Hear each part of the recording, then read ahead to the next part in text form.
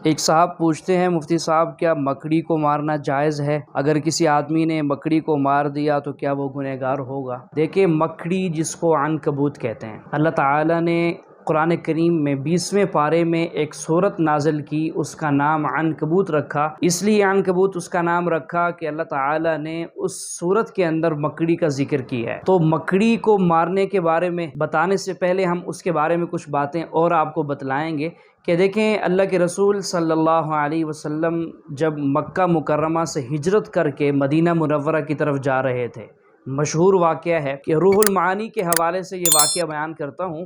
حضرت علی رضی اللہ تعالیٰ عنہ فرماتے ہیں کہ اللہ کے رسول صلی اللہ علیہ وسلم نے ارشاد فرمایا، دخلت انا و ابو بکر فی الغار، کہ میں اور ابو بکر ہم غار میں داخل ہوئے۔ کون سا غار؟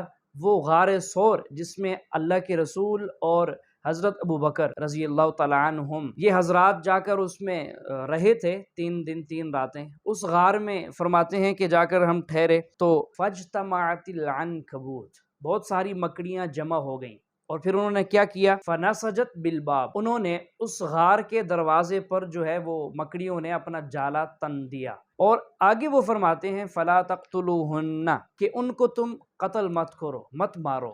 یہ ایک حدیث وہ بیان کرتے ہیں حضرت علی رضی اللہ تعالیٰ عنہ۔ تو اس حدیث کے بارے میں علماء کرام لکھتے ہیں کہ یہ ضعیف درجے کی حدیث ہے۔ دیکھیں، مکڑی 2 طرح کی ہے، ایک وہ جو موذی تکلیف دینے والی، اور ایک مکڑی ہے جو تکلیف دینے والی نہیں ہے۔ جو مکڑی تکلیف دینے والی ہے وہ جنگلات میں رہتی ہے، اور وہ رات کو باقی حشرات الارض کی طرح زمین سے نکل آنا اور انسانوں کو تکلیف دینا، اس کے بارے میں حکم ہے کہ اس کو قتل کرو۔ اور دوسری مکڑی جو گھروں میں رہتی ہے، جو گھروں میں جالا تن دیتی ہے، اس کے بارے میں یہ ہے کہ بھی فقہاء کرام لکھتے ہیں کہ اس کو جان بوجھ کر مارا نہ جائے۔ اگر ہاں جالے جمع ہو گئے ہیں بہت سارے، تو جالوں کو صاف کرنا ضروری ہے، اور جالوں کو صاف کرتے ہوئے اگر یہ مر جاتے ہیں تو اس پر مارنے والے کو کوئی گناہ نہیں ملے گا۔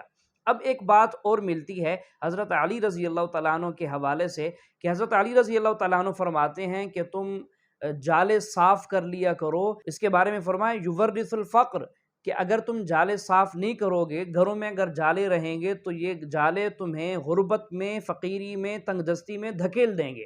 تو اس کے بارے میں یہ ہے کہ حضرت علی رضی اللہ تعالیٰ عنہ کی یہ روایت حیات الحیوان ایک کتاب ہے، اس میں یہ نقل کی گئی ہے، لیکن وہاں حضرت علی رضی اللہ تعالیٰ عنہ کی اس روایت میں کوئی سند ذکر نہیں ہے، بغیر سند کی یہ روایت موجود ہے۔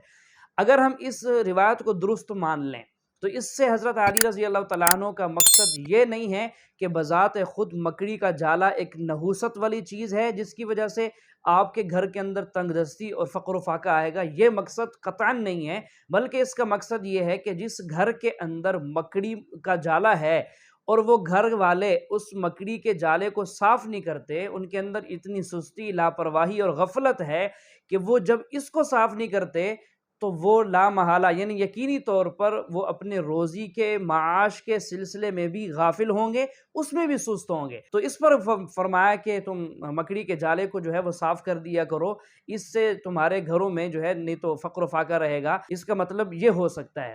تو باقی یہ ہے کہ مکڑی کے جالے کو صاف کرنا ضروری ہے، اور بذات خود مکڑی کے اس جانور کو مار دینا جان بوجھ کر نہیں مارنا چاہیے، اعتراض کرنا چاہیے۔ کیوں؟ کیونکہ دیکھیں، آپ صلی اللہ علیہ وسلم کے اس سفر کے موقع پر اس مکڑی نے ایک بہترین کردار ادا کیا کہ اللہ کے رسول صلی اللہ علیہ وسلم کو چھپانے کے لیے، دشمن سے بچانے کے لیے، اس سے جو کچھ ہو سکتا تھا اس نے اپنی ذات کے اعتبار سے کیا، اس لیے جان بوجھ کر اس کو مارنے سے پرہیز کیا جائے۔